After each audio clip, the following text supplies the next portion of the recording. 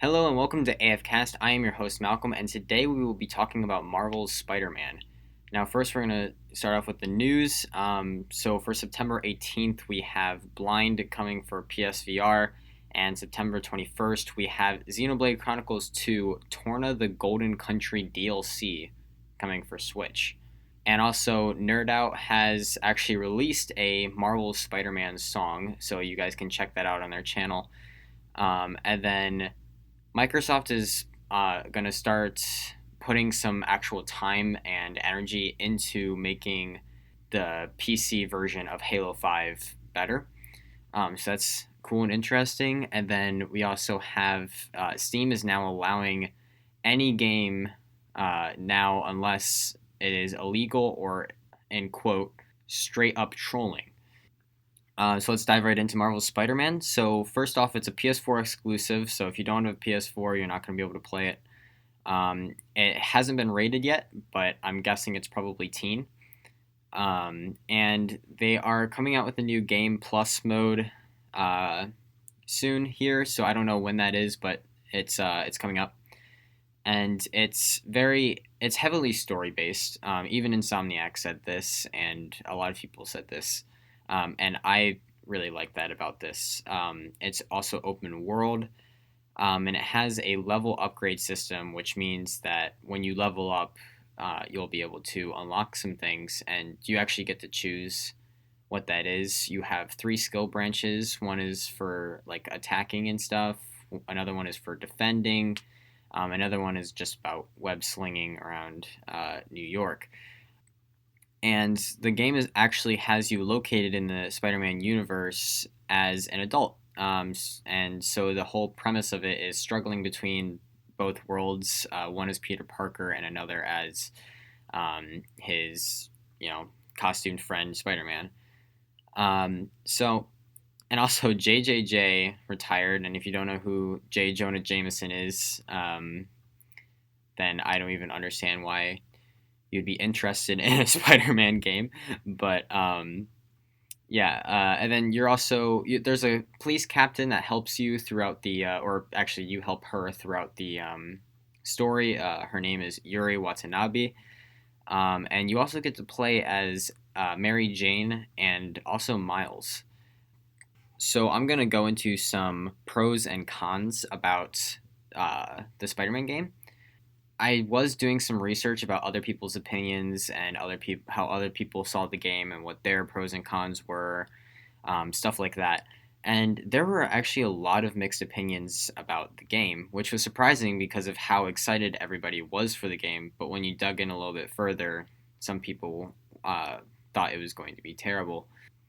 And so for me, this is going to be my opinion on pros and cons. This is not for everyone.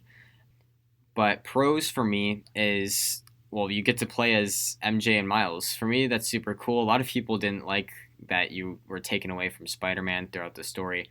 I thought it was a great idea. And it's really fun because you also get different abilities between each of the characters and what you can do. And another big pro is the story. Insomniac said it was heavily story-based, so if the story wasn't good, then pretty much the entire game would not be good. And I also really like that it's open world.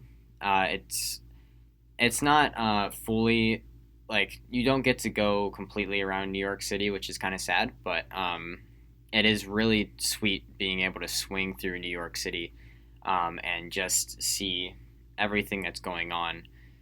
Yeah, it's just, you can also talk to people like on the streets, or you can look at newspapers that are inside like those bins on the streets, and you can there's so much detail, and the graphics are just amazing. Yeah, it's a really beautiful game. It's really well designed, so so if you want to get a good look at Manhattan, then you'll be able to do that pretty easily in Spider-Man. And also, I really like the sound design in the game. I know not a lot of people talk about the sound design in games because it's not something that you really focus on, but it was like thunderstorms and such were just it's just very like powerful sounding, and it sounded like you were right there in the moment the entire time. for sound. And even the music, so in the soundtrack was just, it always felt like it was perfect in the moment. It always felt like it's definitely something that I would just listen to on a regular basis as well, because some of it was exciting, some of it was soothing, some of it was just like nice. It was just, yeah.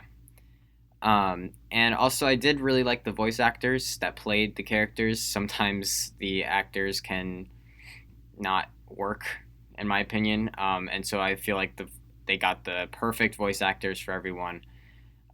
So that's good. And also, it has a very unique playability for each person who plays, because there are different suits that you can wear. There are different powers that you get with each suit, actually. Like every time that you unlock a suit, which you actually have to buy, not with real money, with in game stuff, which we'll get into later. But essentially, it's just each time you unlock a suit, you also unlock a power with it that is supposed to belong to the suit, but you can wear a different suit with a different power. It doesn't have to have the same power with the suit. So that is some unique stuff that you can do. Also depends on how you use gadgets, which are different web shooter modes. You can switch between them. You don't have to just pick one, um, but it's definitely allows a much wider range of how you play, how you like to move, how you take on the action, I guess. And then there are also suit mods that you can add onto your suit, and so there's I don't know exactly how many there are. I think there's well over 20 mods that you can use, and you can put 3 on each suit. And so yeah, it's yeah, it once again, it just makes it more unique, makes it more you, and you can play however you want, along with the combat, which has many different combos to it. So like it's yeah, so the combat in this game is combo heavy. So essentially, if you don't know what that means, it's like you triple press square or something like that in order to do a certain combo, or you hold in this button and then tap this button to do that, or just stuff like that. So that also goes into the unique playability and also the gameplay. And in my opinion, that combo system works perfectly. It's great. It's a little more old school, which I actually like, because I definitely liked all those combo style games. Then again, there's not much else you can do with a Spider-Man game that will actually make it interesting, besides just like, because there's other smaller Spider-Man games where it's just like there's one button for attack or something like that. Whereas this, you can press multiple buttons to create a different type of attack, and also you can even create a strategy of how you use each combo. And you can focus on 2 combos. You can try to figure out how to use all combos in one fight. It's completely just, it's all you. It's all up to how you want to play, what you want to do. Anyway, the web slinging in this game is also really great, in my opinion. It's not like Spider-Man 2, if you've ever played that. It's actually very, I think it has the exact like physics of a pendulum, which is like the thing in a grandfather clock that goes back and forth. It has the same physics as that, essentially, and I don't believe that they made that the same in this game. And so it would be nice if they had that, but the web slinging itself is really nice, especially since it actually has to stick to buildings. I know it's nice if you were able to swing through Central Park, like in a higher area, but I mean, I also don't like that because it's just not realistic. Though you still can, they still made it. The thing that I really like about how they made this game is that they actually made you able to like web sling through pretty much any territory that you're in. Because there's different ways. So like you're able to essentially shoot 2 webs at a certain object and pull yourself towards it. And once you hit the object, you can do what's called a point launch, and you can actually jump off of that as soon as you hit it. And so that allows you to traverse like rooftops and such just by continuing doing that. And not only that, but they also have a button that you can keybind to anything, where when you press it, you essentially stay the same altitude and just shoot forward more. You can't do it consecutively, sadly, um, but it does make it easier, and you can actually get through Central Park pretty easily, unlike a lot of Spider-Man games, because if you're low enough, you can web sling on the trees for one, and also two, there's enough lamps in the area where you can do the point launch system I just talked to you guys about. And there's also an ability that you can unlock where if you hit the ground and you start rolling, if you press jump again while you're rolling, then you'll actually shoot back up into the air, which is really nice for traversal through those types of areas. And also, another thing that I really like about the gameplay is the boss battles. A lot of people actually didn't like the boss battles. They thought it was too repetitive and everything like that. It is repetitive, but I also do like, because in a lot of games now, they'll essentially tell you how to defeat the bosses. And then, except for the fact, but they're also not repetitive. But the thing that I like about it being repetitive is that is like with this game, you have to figure out yourself how to defeat the boss, and I like doing that. It's just, it just feels like I'm in more control. This is just my opinion, just refreshing your memories on that. This is my opinion, but it is very repetitive. So if you don't like the older style repetitive boss battles, then you might get a little frustrated with that. But I would still recommend the game. Yeah, and so another thing is that you have so many, like a lot of people I think also thought that like all you're going to be able to do is web sling through Manhattan and do story missions. That is not the case. There are also well, first of all, you can go to these Oscorp towers that are actually antennae, and they have all like crashed at the beginning of the game or something like that, and you can activate each one remotely by yourself and also link yourself with the antenna, um, and which actually allows you to see like places to visit in the area.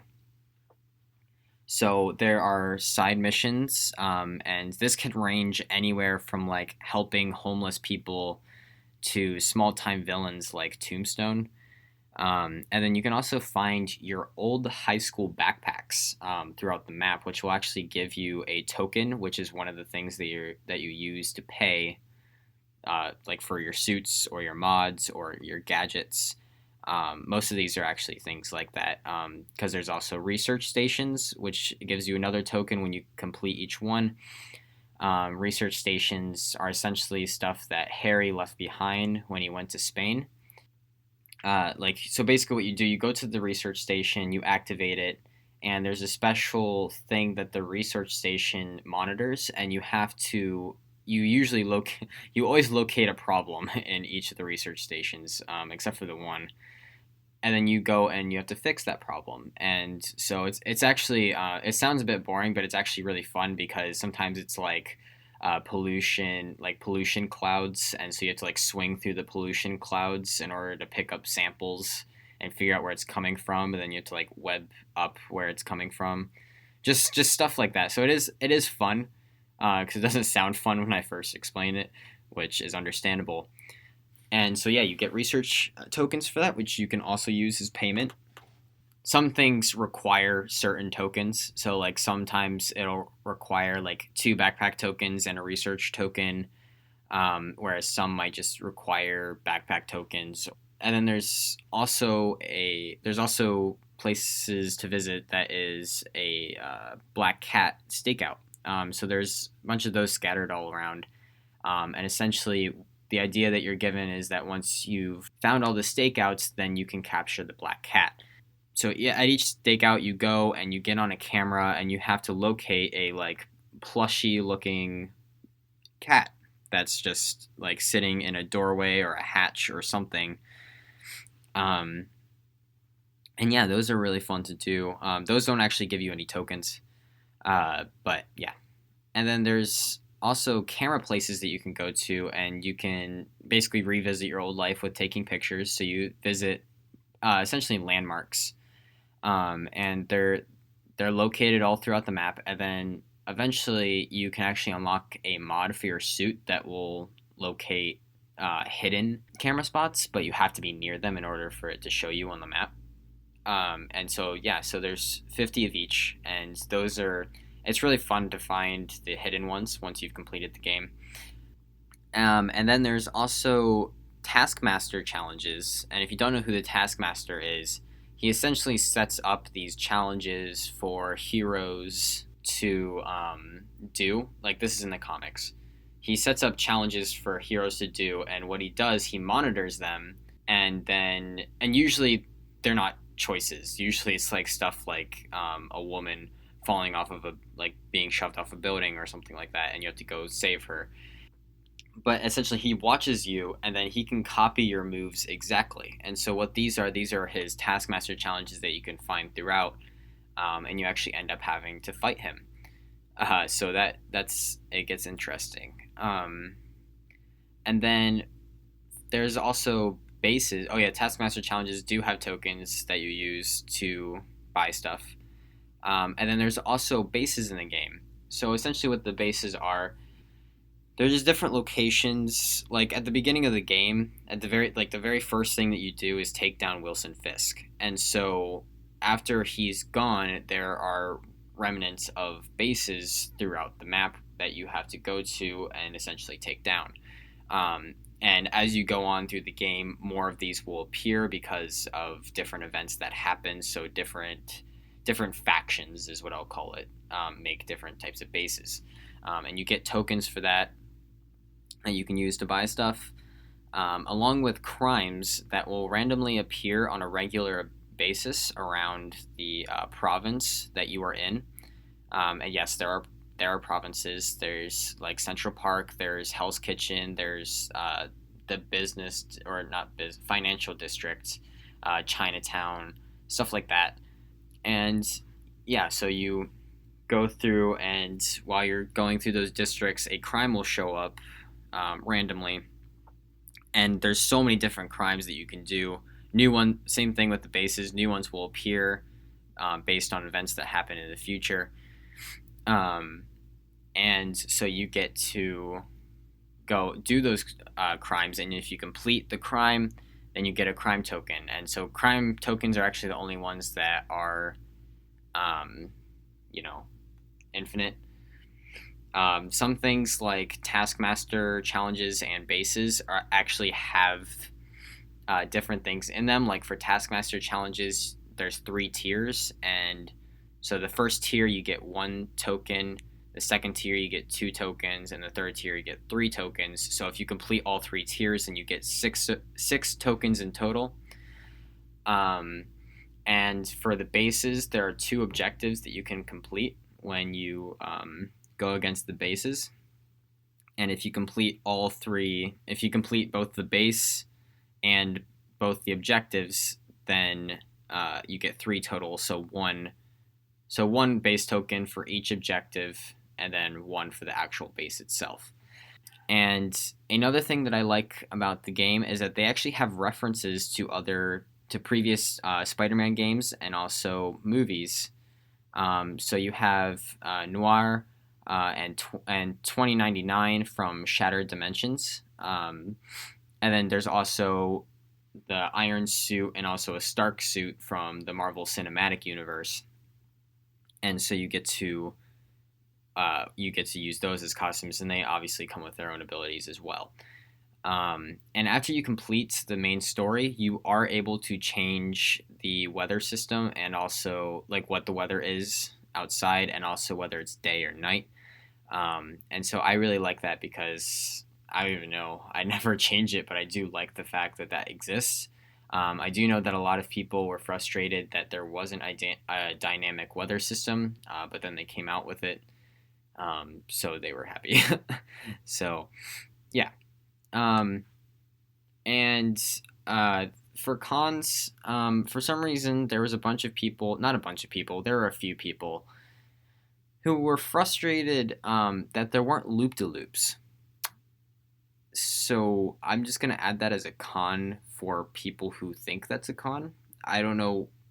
There was someone who literally didn't want to get the game because you couldn't do a loop de loop. I don't know what's wrong with not being able to do a loop de loop. I mean, like while you're web slinging. I mean, it's like there's really not a point that you need to. I mean, I guess it's fun to do every once in a while, but there's really no point. And also, a lot of people were actually frustrated that there wasn't any fall damage. The fall damage thing kind of made sense to me because, I mean, Spider-Man never really actually takes fall damage, even in like the comics or the Marvel Cinematic Universe. I mean, obviously, it hurts him a little bit, but it's not like something that would like something that stuns him. So I guess if they have like at least some kind of stun to it, I can understand if you jump off of like Oscorp Tower or the Avengers Tower and go all the way down to street level. I can understand if that kills you because that is a very far distance. Um, but I think fall damage is just a bit. It's just not necessary in my opinion. But I mean, at the same time, it would be interesting to have full damage in the game, just as some kind of penalty thing. Um, and also, a lot of people were frustrated that you can't free roam as Peter Parker. One, I don't understand why you would want to free roam as Peter Parker because you can literally do nothing except for walk around and jog. And two, I can understand it if you wanted to make a Peter Parker suit. So like, and suit is in quotations there because it's obviously not actually a suit, but essentially this thing that you can just it's essentially called a suit. Maybe it doesn't actually have a power, but you're able to just put it on and do random crap with it if you want to as Peter Parker. So yeah,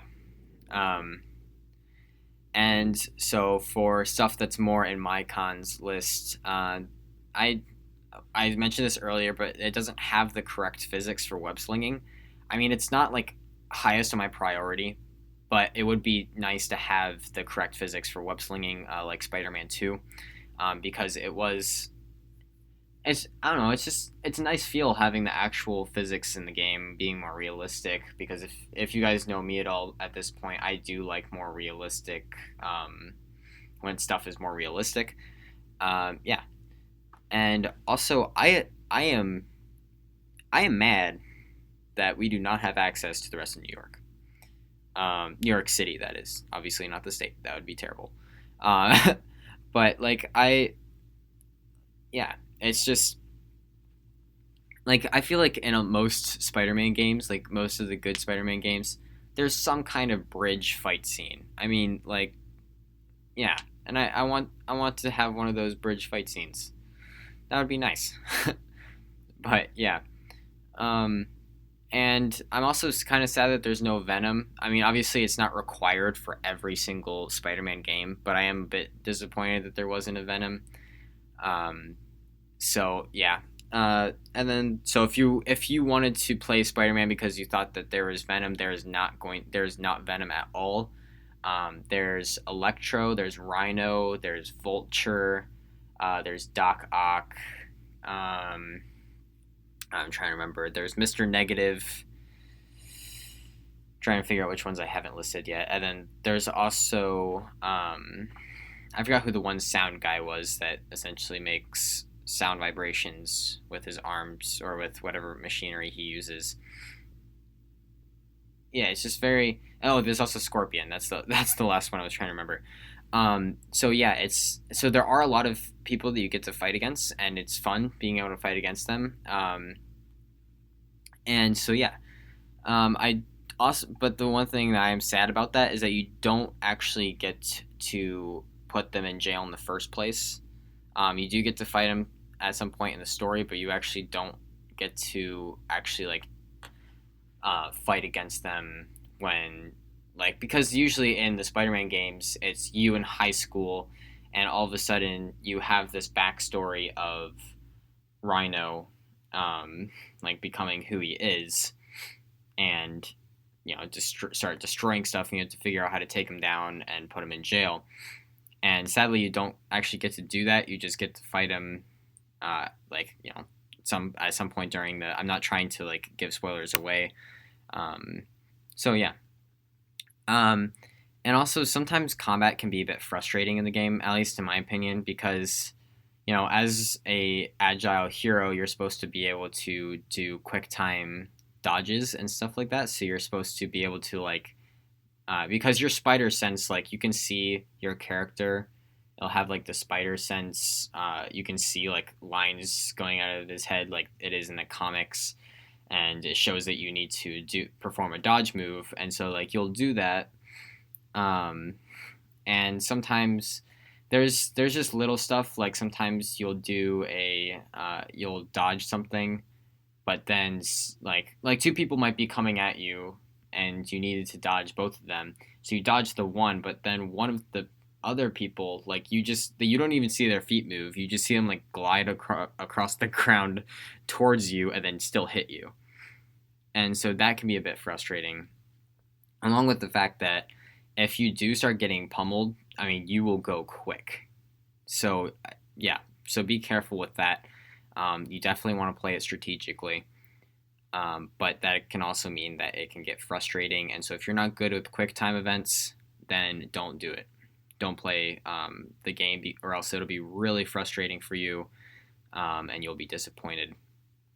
Unless you really want to give it a try just to play the story, then I can understand.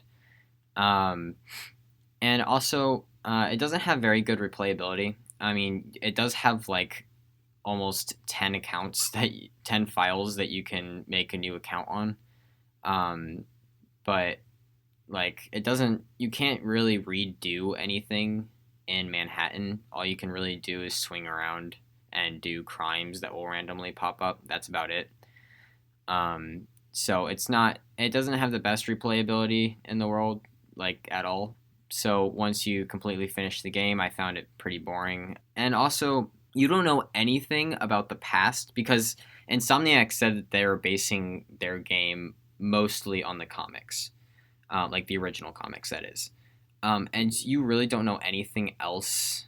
Like, you don't really know anything that's happening in the game unless you've read the comics, or I've seen like some Spider-Man movies or something, or like at least know the origin of Spider-Man and how he did certain things and what other events happened throughout Spider-Man, or else it doesn't make it as interesting to play. It doesn't even make it as interesting to play MJ or Miles, because if you haven't read the comics or seen anything about it, you don't even know who Miles is.